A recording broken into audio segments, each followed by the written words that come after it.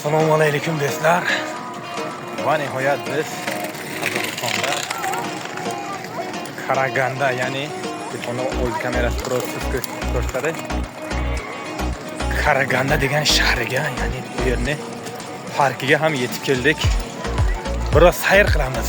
Qiziqadiganlar bo'lsa, muxlislarimiz bo'lsa, marhamat qilib tomosha qilishingiz, bizni kuzatib borishingiz mumkin do'stlar.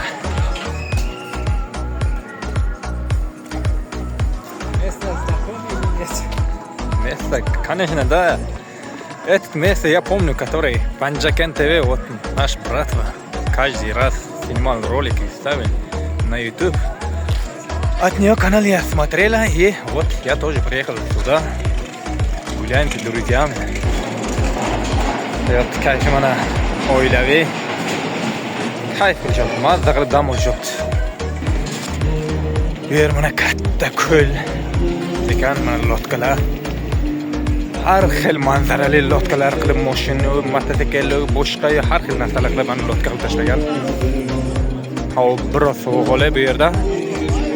Bir-ikki kun bo'lib qorlar eriganiga ba'zi joylarda hali qor ham bor. Salqinda mana lotkalar ishga tushadi. Havo esigandan keyin balki videoni davom ettirardim lotkalarda. Mana shunday manzarali joylar. Ko'l mana hali ham davom etyapti, juda ham katta ko'l. Bir kun havolarni yaxshi bo'lganda, havo isigandan kelamiz.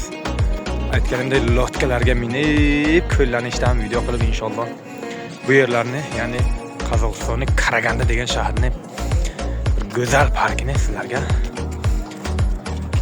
chatki obzor video qilib ko'rsatamiz.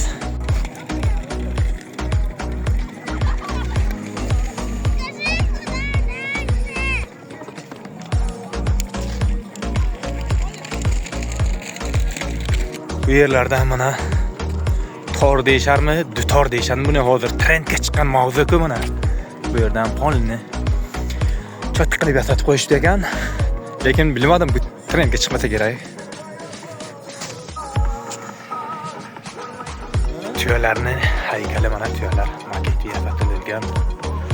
Qator bo'lib ketishyapti. Balki bunda qurolicha o'ltirgandirlar.